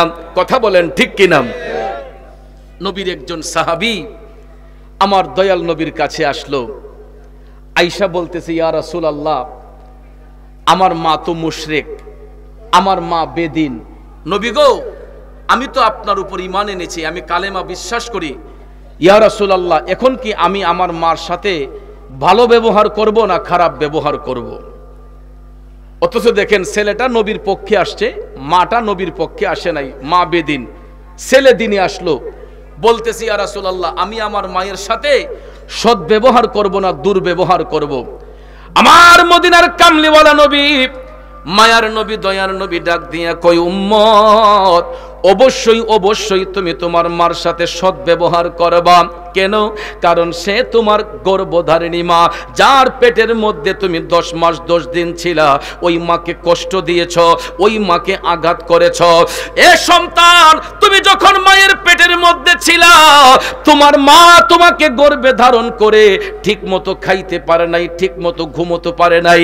যখন তোমার বয়স 7 মাস 8 মাস হয়ে গেছে মায়ের পেটের ভিতরে, তখন তোমার মায়ের পেটটা আস্তে আস্তে সামনের দিকে চলে গেছে। অনেক সময় দেখা যায় সন্তান যখন মায়ের পেটের মধ্যে বড় হয়, 7 মাস 8 মাস যখন পার হয়, অনেক মা বোনদের দেখবেন হাতের মধ্যে পানি এসে যায়, মুখের মধ্যে পানি এসে যায়, 2টা পা দেখবেন কলা গাছের মতো ফুলে যায়। একটা সন্তান জন্ম দেওয়া কত যে কষ্ট। যেই মা নিজের গর্ভে সন্তান ধারণ করেছে, ওই মাটাই বুঝতে পারে সন্তান যে কেমন জিনিস, আর সন্তান জন্ম দেওয়া যে কত কষ্ট। বন্ধুরা আমার, বাবাজিরা আমার, হাদিস শরীফের মধ্যে মদিনার কামলিওয়ালা নবী, মায়ার নবী, দয়ার নবী বলেছেন, একটা সন্তান যখন মায়ের লজ্জাস্থান দিয়া দুনিয়াতে ভূমি, মায়ের কলিজার মধ্যে এমন 2টা আঘাত করে রে, পৃথিবীটা কিয়ামত হলে যেই রকম মনে হয়, মায়ের কাছে ঠিক সেই রকম মনে হয়। আল্লাহু আকবার। মায়েরও প্রসবের কালে বুক ভেসে যায় নয়ন জলে রে, ও মা সন্তানের লইয়া কোলে ভুলে প্রসব যন্ত্রণা, দুঃখের দরদি আমার জনম দুঃখী মা, গর্ভধারিণী মা, জনম দুঃখিনী মা, দুঃখের দরদি আমার জনম দুঃখী মা। কথা বলেন ঠিক কিনা? এ কণিকার যুবক বন্ধুরা, এখনো যদি তুমি রাত্রে 12টা 1টা পর্যন্ত বাহিরে থাকো, ঘরে আইসা দেখবা সবাই ঘুমায়া গেছে, একটা বন্ধু তোমার জন্য জাগনা থাকবে। ওই বন্ধুটার নামই হচ্ছে মা। ঠিক কিনা কোন? রাত 2টা হয়, 2:30টা হয়, আপনি এখান থেকে সিলেটে যান, ঢাকা যান, একদিন যদি আসতে দেরি হয়, আপনারা লক্ষ্য করে দেখবেন ওই ব্যক্তিটা পাগলিনীর মতো হইয়া যায়, আমার জাদু কোথায় রে। একটু পরপর দেখবেন মোবাইলের মধ্যে রিংটং বাজাবে, আমার ছেলেটা কোথায়, আমার ছেলে এখনো আসতেছে না কেন। কিন্তু ওই মা যেদিন হারাইয়া যাইব, দেখবেন রাত 1টা 2টা 3টা রাত পার হইয়া গেলেও একটা মানুষও খবর নেওয়ার মতো সময় থাকবে না। কথা বলেন ঠিক না বিঠে? বন্ধুরা আমার, বাবাজিরা রে, এই জন্য দয়াল নবী বলেছেন, সন্তানটা মায়ের পেটে যখন 10 মাস 10 দিন থাকে, অনেক মা ঠিক মতো খাইতে পারে না, ঘুমাতে পারে না, বিছানার মধ্যে উপুত হয়ে শোয়, একবার ডান করেটে যায়, বাম করেটে যায়, মায়ের ভিতরে শান্তি নাই, বাচ্চা পেটের মধ্যে নড়াচড়া করে, কিন্তু ভূমিষ্ঠ হওয়ার সময় বাচ্চাটা যে আঘাত করে, পৃথিবীটা কিয়ামত হলে যেই রকম মনে হয়, আমার নবী বলেছেন ওই মায়ের কাছে তখন ঠিক সেই রকম মনে হয়। এরপরে দেখেন, এত আঘাত দেওয়ার পরেও সন্তানের মুখটা মা দেখার সঙ্গে সঙ্গে একটা মুস্কি হাসি মারে। ঠিক না বে ঠিক? এত কষ্ট দেওয়ার পর বাচ্চাটারে যখন দেখে, ওই বাচ্চা দেখে কালো না ফর্সা, শ্যামবর্ণ না উজ্জ্বল বর্ণ, এইদিকে মা তাকায় না, বাচ্চার মুখে তাকাই দেখবেন মার কষ্ট মাখা মুখের মধ্যে একটা মুস্কি হাসি থাকে। কথা বলেন ঠিক কিনা? আর ওই মাঠারে বড় হয়ে আমরা কষ্ট দেই, আঘাত করি। হে ভাই, কথাটা এই কারণে বলছি, আমি গত মাসখানেক আগে আপনাদের নবীনগরে বলিবাড়ি একটা গ্রাম আছে না, বলিবাড়ি গ্রামে যখন গেছি তখন আমি আমার এক ভক্তের বাসায় রইলাম। সকালবেলা 10টা কি 10:30 হবে, হঠাৎ করে দেখি আমার পাশের রুমে একটা কান্নার শব্দ শোনা যায়। কিছুক্ষণ পরে উনি বলতেছে যে হুজুরকে একটু ডাকেন না। তো আমি তো ঘুমে, সকাল ফজরের নামাজ পড়ে ঘুমাইলাম। তো আমাকে এসে ডাকতেছে, কয় হুজুর একজন দেখা করবে আপনার সাথে, উঠেন। তখন আমি উঠলাম, উঠার পরে বললাম আসেন। তখন ভদ্র মহিলা আসলেন, আমার মার বয়সী হবে, বৃদ্ধ মহিলা, আমার মার বয়সী। আমাকে দেখেই উনি কান্না শুরু করে দিলেন। জিজ্ঞেস করলাম, মাগো কি ব্যাপার? আমি তো আপনার কান্নার শব্দ পাশের রুম থেকেই শুনতে পেয়েছি। মা কান্নার গতিটা বাড়াইয়া দিল। জিজ্ঞেস করলাম, মাগো কেন কান্না করতেছেন? কি আপনার মনে কষ্ট? কয়ে বাজান 5টা বছর ধইরা আমার 2টা ছেলে আমারে মা কইয়া ডাকে না। জিজ্ঞেস করলাম তাদের বাবা কোথায়? ভদ্র মহিলা বললেন ছেলের বাবা বহু বছর আগেই মারা গেছে। খুব ছোট থাকতে ছেলেটিরে ফালাইয়া তার বাবা মারা গেছে। 3টা বাচ্চারে খুব কষ্ট কইরা মানুষ করছে হুজুর। আমার একটা মেয়ে, 2টা ছেলে। হুজুর ছোট্ট মেয়েটা যখন ছোট ছিল তারে কোলে রাইখা তার বাবা মারা গেছে। অনেক কষ্ট কইরা ছেলেগুলারে হুজুর মানুষ কইরা 2টা ছেলে বিদেশে গেছে হুজুর। 5 বছর ধরে ছেলে 2টা একটাও কথা বলে না। জিজ্ঞেস করলাম কারণটা কি? কারণটা হলো তার উপযুক্ত বোনের বিবাহ দিবে। এখন ভাইরা বলতেছে আমাদের বেতন ভালো না, রুজি ভালো না, টাকা দিতে পারতাম না। উপযুক্ত বোনকে বিবাহ দিবে, দেখা যায় টাকা দিতে পারে না। ওই ভদ্র মহিলা তার বাবার বাড়ির ফরাসত্ব বিক্রি করে সেখান থেকে কিছু টাকা, 1,05,000 টাকা মনে হয়, বাবার বাড়ি থেকে ফরাসত্ব বিক্রি করে নিয়ে মেয়েকে বিবাহ দিয়ে কিছু জিনিসপত্র কিনে দিয়েছিলেন। কিন্তু ভাগ্যক্রমে ওই মেয়েটাও ক্যান্সার রোগ হয়ে মারা গেছে। ওই মায়ের মেয়েটাও ক্যান্সার রোগে মারা গেছে। ছেলেদের অভিযোগ হলো তোমার বাবার বাড়ি থেকে টাকাই না, আমাদেরকে দেও নাই কেন? তোমার জিরে দিয়েছো, তোমার জিলুই থাকো। এই কারণে রাগ করে 5 বছর যাবত ছেলেগুলা মা কইয়া ডাকে না। আমি বললাম মাগো তুমি তাদেরকে অভিশাপ দিও না। এই কথাটা বলতে না বলতেই মা কই না না হুজুর, আমি আমার ছেলেদেরকে অভিশাপ দেই না, আমি তাদের জন্য এখনো মন ভরে দোয়া করি, নফল নামাজ পড়ে দোয়া করি আমার ছেলেগুলা যেন ভালো থাকে। হুজুর আমি টাকা চাই না, সম্পদ চাই না হুজুর, আমার কথা হলো আমার ছেলেগুলা যেন আমার একটু মা কইয়া ডাকবে। এই কথাটা মা কখন বলে জানো নি রে যুবক? 10 মাস 10 দিনের প্রসব ব্যথার কথা যখন মায়ের মনে হইয়া যায় তখন মা পাগলিনীর মতো হইয়া যায়, সন্তান সন্তান কইয়া কান্দে। এই জন্য যুবক ওই মায়ের চোখের পানি দেখা আমি মারে বলছিলাম মা তুমি তাদের অভিশাপ দিও না। মা কই না হুজুর আমি অভিশাপ দেই না, আমি এখনো আমার জাদুদের জন্য দোয়া করি আল্লাহ যেন তাদেরকে সব সময় ভালো রাখে, যেখানে থাকে তারা যেন ভালো থাকে। হুজুর যদি আমার একটাবার মা কইয়া ডাকে তাইলেই শান্তি। অথচ দেখেন ঘরের স্ত্রী মাসটা শেষ না হতেই দেখবেন টেলিফোন দিয়া বলবে তাড়াতাড়ি টাকা পাঠাও, সংসারের খরচ নাই। ঘরের স্ত্রী টেলিফোন দিয়ে বলবে টাকা পাঠাও, আপনার রুজি আছে না নাই এই কথা জিজ্ঞেস করবে না, শরীরটা সুস্থ আছে না নাই এই কথা জিজ্ঞেস করবে না, এর আর দরকার টাকা। কথা কোন ঠিক কিনা? আর মা টেলিফোন দিলে আগে বলে ফুত তোর শরীরটা ভালো নেই, ফুতরে খাওয়া দাওয়া ঠিক আছে নি, ও ফুত বেশি কষ্ট করিস না, শরীরটার একটু আরাম দিস। কথা কোন ঠিক কিনা? ঘরের স্ত্রী কখনো আপনাকে এই কথা বলবে না। যত পরিশ্রম করতে পারেন ঘরের স্ত্রী খুশি, কিন্তু মা দুঃখিনী সব সময় কই ফুত জানডা বাঁচাইয়া চলিস। ভাইয়ের আমার বন্ধুরা, আমার অন্যের কথা বলবো কেন, আমার মাও আমারে ওই শিক্ষা দেয়।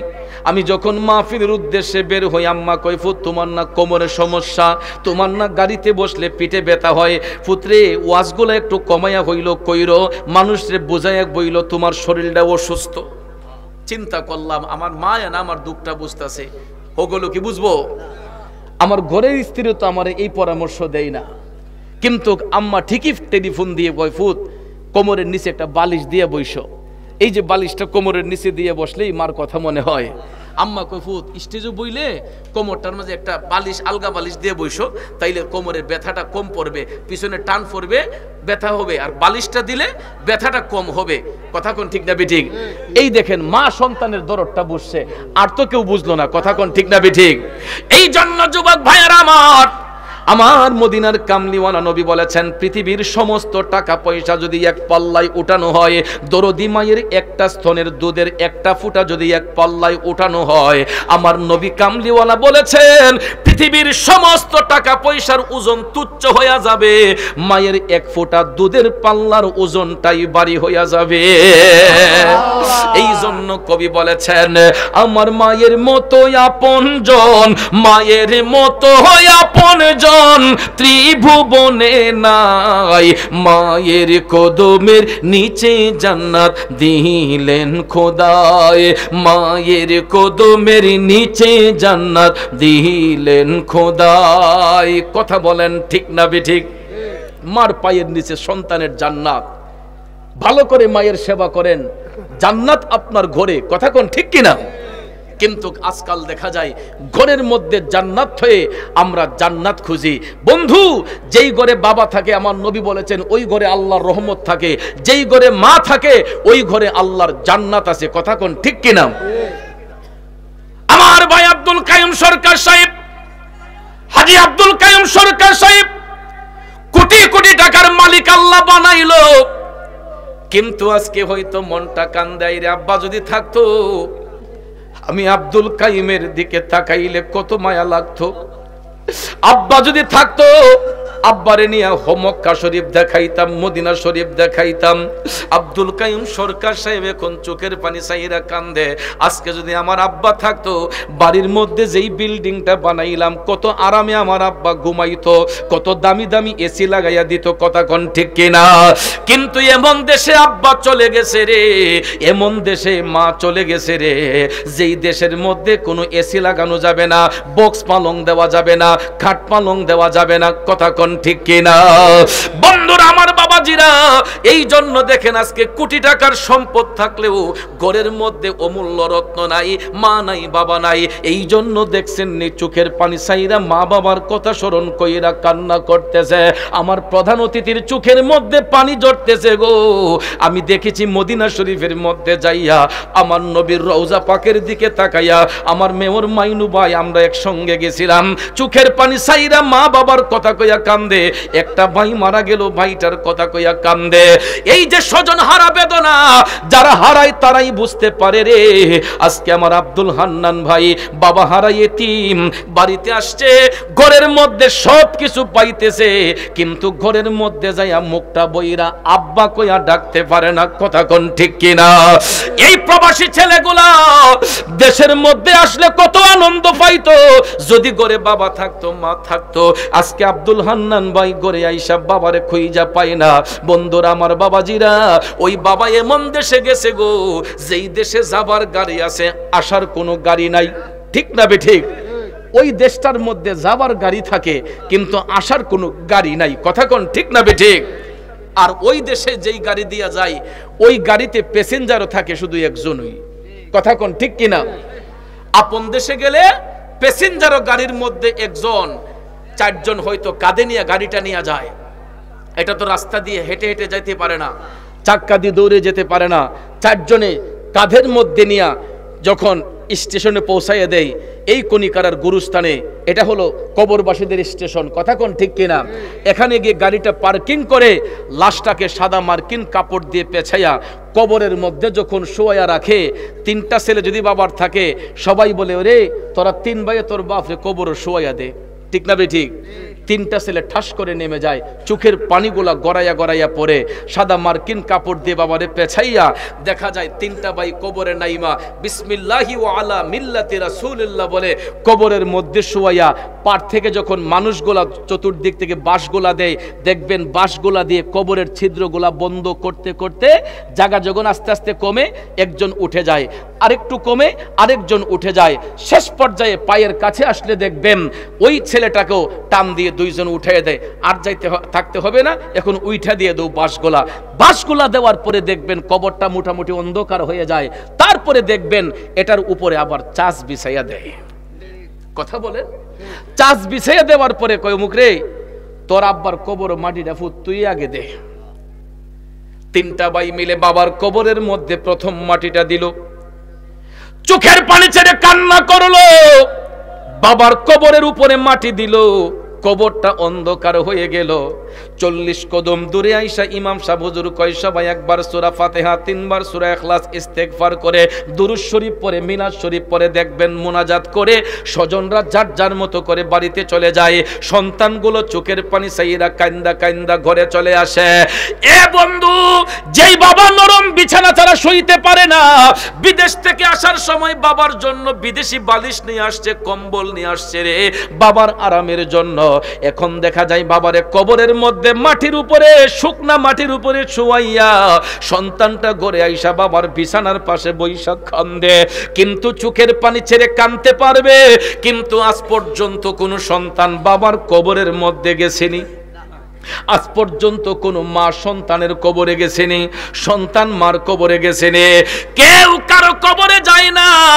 চোখের পানি ছেড়ে কান্না করতে পারবো, কিন্তু কেউ কারো কবরের মধ্যে যাইতে পারবো না। এই জন্য যুবক, যেই জিনিস চলে যায় সে আর ফিরে আসে না। মা বাবা দুনিয়া থাকা অবস্থায় তাদের সেবা যত্ন করেন, মারা যাবার পরে তো তাদেরকে আর ফিরে পাবেন না। এরা এমন দেশে যাইবো ওই দেশ থেকে আর আসতে পারবে না। আর ওই দেশটা শুধু তাদের জন্য নয়, আমরাও একদিন ওই দেশের মধ্যে চলে যাব। কথা বলেন ঠিক না বেঠে? যুবক বন্ধুরা, আমার বাবাজিরা, পায়ে হাত ধরে বলবো, আজকে আমার বন্ধু গাজী জহিরুল ইসলাম আন্নান মিয়া বাবা হারাই এখন বুঝতেছে বাবা হারা যে যন্ত্রণা কি জিনিস। এই জন্য বিদেশ থেকে বাংলাদেশে আইসা ওই বাবার আত্মার মাগফিরাতের জন্য আজকের এই ইসালে সওয়াব ওয়াজ ও দুয়ার মাহফিলের ব্যবস্থা করেছে। ঠিক কি না? এই জন্য দুনিয়াতে আওলাদ রেখে যায়, সুসন্তান কেন রেখে যায়? তারা ইন্তেকালের পরে তাদের আওলাদরা তাদের আত্মার মাগফিরাত কামনা করবে। কথা কোন ঠিক না ঠিক? কিন্তু ভাইয়ের আমার, এই এখন বর্তমানে দেখা যায় অনেক মা একটা দুইটা সন্তান ফেলে চলে যায়।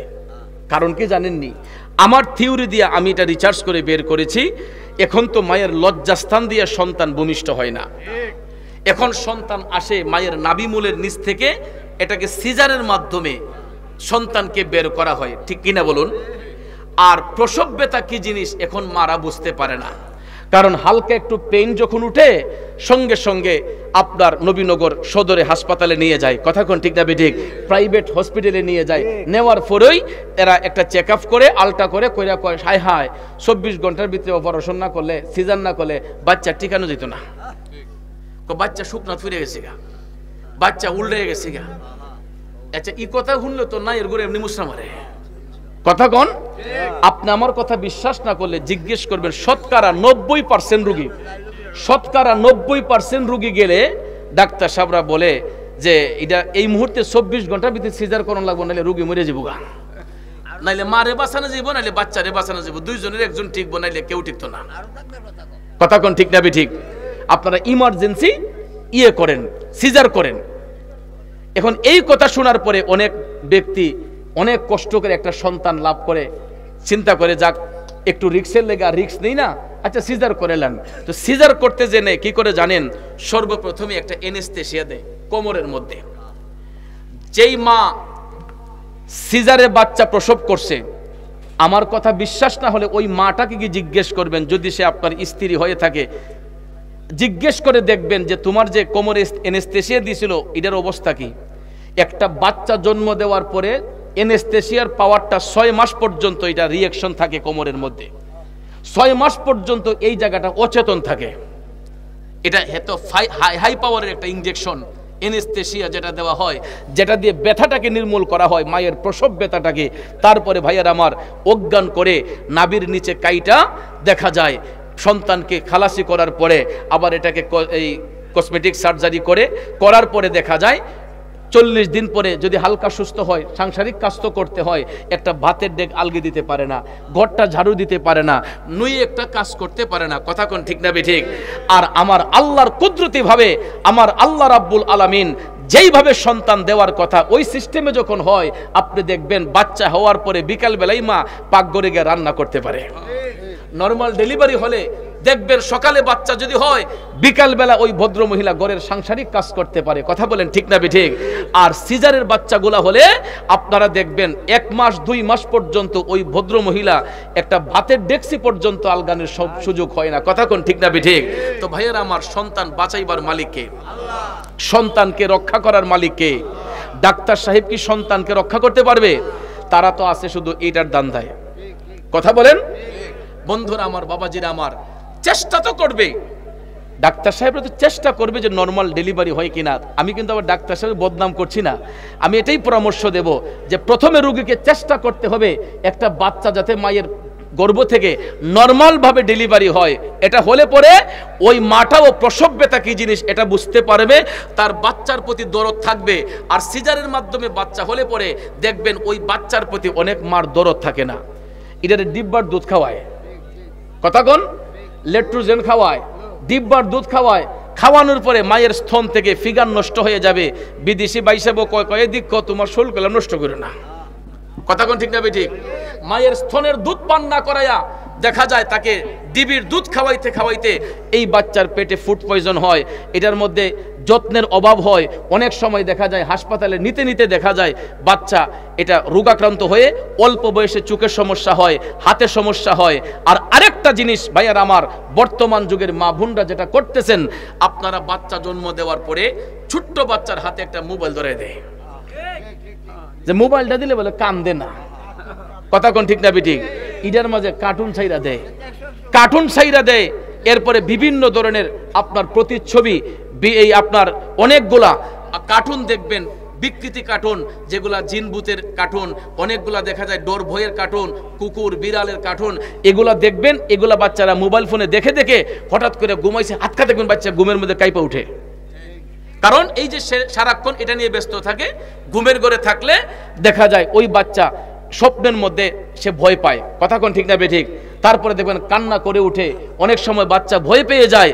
আমি বিনয়ের সহিত আমার মা বোনদেরকে বলবো, আমরা যখন ছোট্ট ছিলাম বাচ্চারা কান্না করবে, আমরাও তো কান্না করছি, করার পর কি হয়েছে, আমাদের মা আমাদেরকে কোলে নিছেন, নেয়ার পরে কি বলছেন, সুবহানাল্লাহ ওয়ালহামদুলিল্লাহ লা ইলাহা ইল্লাল্লাহ লা ইলাহা ইল্লাল্লাহ লা ইলাহা।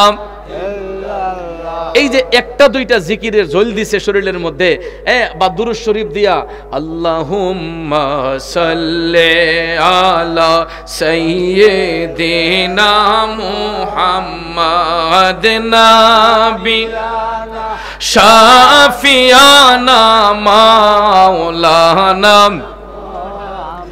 এই যে দেখেন দুরূদ শরীফ মা যখন পড়ছে, ওই বাচ্চাটা আস্তে করে মার কোলে ঘুমাইয়া গেছে।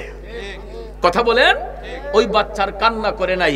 এই জন্য ভাইয়ার আমার, আমি মা বোনদেরকে যদি কেউ আমার আলোচনা শুনে থাকেন, বিনয়ের সহিত বলবো, মাগো আপনার বাচ্চার ভবিষ্যৎটা আপনি নিজে নষ্ট করবেন না। আপনি একটু আরামের জন্য আপনার বাচ্চার ভবিষ্যৎটা এই মোবাইল ফোন দিয়ে আপনি নষ্ট করে দিবেন না। কারণ এই মোবাইল ফোনের কয়েকটা সমস্যা হলো বাচ্চাদের। আমরা যারা এখন মোটামুটি আমরা তো সাংসারিক জীবন কাটাচ্ছি, কথা কোন ঠিক না, আমরা প্রয়োজনের তাগিদে মোবাইল ব্যবহার করি, ওভার অ্যাক্সেস করি না। আমার ভাই আজি আব্দুল কাইম সরকার সাহেব, মেয়র মাইনুদ্দিন মাইনু সাহেবের পকেটে দেখেন অ্যান্ড্রয়েড, আইফোন, দামি দামি বাংলাদেশের সবচেয়ে, পৃথিবীর সবচেয়ে দামি দামি ফোনগুলা ইউজ করতেছেন, কিন্তু এগুলা ব্যবহার করার সময় নাই। ফোন রিসিভ করে তো কুল করণ যায় না, এটা লিয়ে গবেষণা করব কোন সময়, কথা কোন ঠিক না? আমরা যদিও মোবাইল ফোন ইউজ করি, আমাদের এত পর্যাপ্ত পরিমাণ সময় নাই এই মোবাইল নিয়ে ঘাটাঘাটি করা, ফেসবুকে ঢুইকা থাকা, ইউটিউবে ঢুইকা থাকা, টিকটকে ঢুইকা থাকার সময় আমাদের হাতের মধ্যে নাই। কারণ মেয়র সাহেব বলেন, আমার এই হাজী আব্দুল কাইম সরকার সাহেব বলেন, আমি অধমের কথা বলি, আমি তো সময়ই পাই না কোন সময় ফেসবুকে ঢুকবো। কিন্তু এই সমাজের মধ্যে কিছু অকাম আছে, এদের আমি আকামলা কই। বাফের হোটেলে খায়, খাইয়া সারাদিন মোবাইলে পড়ে থাকে, কই থেকে খাওয়ান আসতেছে, কিভাবে আসতেছে, এটার কোনো খবর নাই। আর সারাদিন মোবাইলের মধ্যে পড়া টিকটক, ফেসবুক, ইউটিউব ইতা নিয়ে শুধু গিবত আর মানুষের নিন্দা, এগুলা করতে করতে নিজেও নষ্ট হইতেছে, তার পরিবারকেও অশান্তির আগুনে জ্বালাইতেছে। কথা কোন? শতকরা 80% পরিবার এখন এই অশান্তির আগুনে জ্বলতেছে। বাবার হোটেলে খানা তো, এই জন্য সংসার দিয়ে দরদ নাই, টান নাই, চিন্তা নাই, সারাদিন ফেরারি ঘোরাগাড়ি, আর দেখা যায় পরের কান্দে কেমনে বন্দুক দিয়ে শিকার করা, এই সমস্ত ধান্দা বান্দা নিয়ে ব্যস্ত। কথা বলেন ঠিক না বেঠিক? কিন্তু আমাদের এই সময় নাই, এই মোবাইলে পড়ে থাকার সময় আমাদের হাতে নাই। কিন্তু ভাইয়ার আমার, আমরা প্রয়োজনের তাগিদে মোবাইল ব্যবহার করি, ওকে জুতে নয়। আর মা বোনদেরকে আমি বলবো, বাচ্চাদেরকে কোনোভাবেই মোবাইল ফোনটা দিবেন না। কারণ এটার সমস্যা হলো, মোবাইলের যে একটা স্ক্রিন পাওয়ার আছে, টাচ মোবাইলের যে পাওয়ারটা, এটা প্রথমত বাচ্চার চোখের নালীগুলার সমস্যা হয়। এটার পাওয়ারে অনেক সময় বাচ্চার স্কিনে প্রভাব পড়ে এবং তার ব্লাড সার্কুলেশন আস্তে আস্তে ড্যামেজ হয়ে যায়। কারণ সে যখন একটা বাচ্চা মানুষ, এর মোবাইলের মধ্যে কিন্তু এক ধরনের রাডার আছে, এটা ম্যাগনেটিক পাওয়ার, এটা ম্যাগনেট আছে বিদায় এটা টাওয়ারের সাথে কানেকশন, চুম্বক যেরকম ভাবে টাইনা নেয়, এই মোবাইলটার নেট কানেকশনটা টাওয়ার টাইনা টাইনা নিচ্ছে, আর এটাতে কিন্তু আমাদের ব্লাড সার্কুলেশন ড্যামেজ করে দেয়। এটা বিজ্ঞানীরা গবেষণা করেছে, কোরআনও এটা বলেছে, হাদিস সুন্নাহও এটা বলেছে। চুম্বক যেই জিনিসটা, তো এটার মধ্যে ম্যাগনেটিক পাওয়ার আছে, যেটার দ্বারাতে আমাদের বাচ্চারা যখন এটা হাতে রাখে তাদের রক্ত চোষণ হয়ে যায়। আপনি শিশু হাসপাতালে গিয়ে দেখবেন, অনেক বাচ্চার একটাই সমস্যা, এদের ব্লাড সার্কুলেশন ড্যামেজ এবং চোখের মধ্যে প্রবলেম। কারণ এরা ওভার এক্সেস মোবাইল ফোন নিয়ে সারাক্ষণ বসে থাকে, গেমস নিয়ে বসে থাকে, যেই কারণে বাচ্চাদেরা অল্প বয়সে এগুলার চোখ রাতকানা রোগ হয়ে যাচ্ছে, চোখের মধ্যে প্রবলেম হয়, হাই পাওয়ারের চশমা ব্যবহার করতে হয়। আমার কথাগুলো কি রাগ করতেছেন?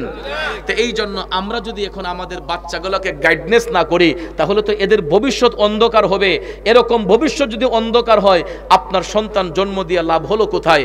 এই জন্য আমি মা বোনদেরকে বলবো, মাগো, বাচ্চা জন্ম দেওয়ার সময় একটু সতর্কতা অবলম্বন করে ধৈর্য ধরবেন, দেখবেন আল্লাহ রাব্বুল আলামিন আপনার ঔরস থেকে নেককার সন্তান আল্লাহ পাক খুশি মনে দান করবে। আপনার শরীরের সুস্থতাও থাকবে, টেনশন করবেন না, ডাক্তার সাহেবের কথাই পরেই আপনি ঘাবড়িয়ে যাবেন না, আল্লাহর উপর ভরসা রাখবেন। আমার মার ঘরে আমরা 6টা ভাই বোন হইছি। কয়জন? এরকম তো আগেকার মা বোনদের ঘরের মধ্যে 4টা 5টা 6টা 8টা সন্তান তো ব্যাপারই ছিল না। কথা বলেন? আমার মার ঘরে আমরা 6 ভাই বোন হইছি। আল্লাহর রহমতে আমার মা তো এখনো চইলা ফিরা সুন্দর মতো চলতেছেন, এখনো 5 ওয়াক্ত নামাজ পড়তেছেন, কোরআন শরীফ পড়তেছেন। আমার আম্মা সকালে মর্নিং ওয়াক করতেছেন, একটু সুস্থভাবেই চলাফেরা করতেছেন, যদিও হাই পাওয়ার ওষুধ খান। কিন্তু ভাইয়ার আমার, কই আমার মা তো আল্লাহ পাক এখনো বাঁচিয়ে রাখছে। এরকম ভাবে তো অনেক মা আছে 5টা 7টা 10টা সন্তান পর্যন্ত জন্ম দেওয়ার ক্ষমতা রাখছে আল্লাহর পক্ষ থেকে, ঠিক না ঠিক? তাহলে এখনকার যুগের মা বোনরা পারবে না কেন? আমাদের মা বোনদের ইমানের জোর এত কম হবে কেন? শুধু সিজারে বিশ্বাসী হবেন না, মাগো আল্লাহর উপর ভরসা রাখবেন, অবশ্যই আল্লাহ রাব্বুল আলামিন আপনাদের গর্ভ থেকে নেককার সন্তান দান করবে। আর যখন মায়ের লজ্জাস্থান দিয়ে যখন নরমাল ডেলিভারির মাধ্যমে সন্তান ভূমিষ্ঠ হবে, ওই সন্তান মার প্রতি টান থাকবে, ওই মাটাও সন্তানের প্রতি দরদ থাকবে। আর ইনজেকশন দিয়ে অচেতন করে যখন বের করে, অনেক সময় এটার দরদ থাকে না, দেখবেন 2টা 3টারে ফালাইয়া বিদেশ জায়গা আসেনি, বিদেশ জায়গা আরাম করার জন্য। কারণ বাচ্চা দিয়ে টান নাই, তো না হে দাঁত দিয়ে দেখবো না, দাদির হাওলায় দেওয়া যায়, কাকার হাওলায় দেওয়া যায়, চাচির হাওলায় দেওয়া যায়। কিন্তু আপনার সন্তানকে আপনি যে গাইডনেসটা করবেন, অন্য কেউ এই গাইডনেস করবে না। কথা কোন ঠিক না ঠিক? এই জন্য আমার চাইতে আপনারা ভালো জানেন, অনেকেই সন্তানের মা হয়েছেন, বাবা হয়েছেন। আপনাদেরকে বিনয়ের সহিত বলবো, কখনো মা বাবার মনে কষ্ট দেওয়া যাবে না, মা বাবার দিলের মধ্যে আঘাত করা যাবে না। কারণ পৃথিবীর মধ্যে একটা সন্তানের সবচাইতে অমূল্য রত্ন হলো মা এবং বাবা। কথা কোন ঠিক কি না? তাহলে আমরা মাতা পিতার খেদমত চাই কি চাই না? জোরে বলেন, চাই কি চাই না? এই জন্য কবি বলেছেন, বলেন আমার মায়ের মতো আপন জন, মায়ের মতো আপন জন ত্রিভুবনে নাই। মায়ের কদমের নিচে জান্নাত দিলেন খোদায়ে, মায়ের কদমের নিচে জান্নাত দিলেন খোদায়। মানুষ রূপে সৃষ্টি করলো দয়াল খোদায়, কত কষ্ট করলো মায়ে তার সীমানা নাই রে, তার সীমানা নাই। গায়ের চামড়া দিয়ে দেব মায়ের পাপুষ বানাই, মায়ের কদমের নিচে জান্নাত দিলেন খোদায়ে, মায়ের কদমের নিচে জান্নাত দিলেন খোদায়। ও যুবক, বাজার থেকে আসছেন, মার জন্য 50 টাকার পান সুপারি নিয়ে আসেন। দেখবেন আপনার মা সারাটা বাড়ি লড়াইলে বসে দেয়। মহিলারা কব আমার ফুতের মতো মন ফুতুই নাই। জিগাইলে কি গোছ আছে কেরে, কাগো ফান সুপারি শেষ হওয়ার আগে ফুলা ফান লই পরে আনছে মাত্র 50 টাকার ফান। বাজার থেকে আসতেছেন, 50 টাকার ওষুধ নিয়ে আসেন আব্বার লাগিয়া, যে আব্বা আপনার দি কাশি বাড়ছে, আপনার দি ফের গ্যাস্ট্রিকের সমস্যা, আব্বা বড়ি ডাহান। দেখবেন এবার শ্বাসটলো বইয়া ফার উপরে ফাউ তুললা মানুষ আইলে কব আমার ফুতের মতো এমন কোনো ফুতুই নাই। কিতাও ওইটা ওষুধ শেষ হওয়ার আগে ফুলা ওষুধ লই পরে। কথা কোন ঠিক না ঠিক? এ যুবক, শুধু ওষুধ আর ফুলা নাই নেন, ঘরে আইসা শুধু মনটা ভৈরা বাবারে আব্বা কইয়া ডাক দিয়েন, মারে মা কইয়া ডাক দিবেন। এগুলা না দিলেও সন্তান যখন মা বাবাকে মোহব্বত কইরা ডাক দেয়, মা বাবার মন খুশি হয়ে যায়। কথা বলেন। আল্লাহ যেন আমাদেরকে মাতা পিতার খেদমতকারী বানায়। আমিন কন। আমি তো আমার মার কাপড় ওখানে ধুয়ে দিই।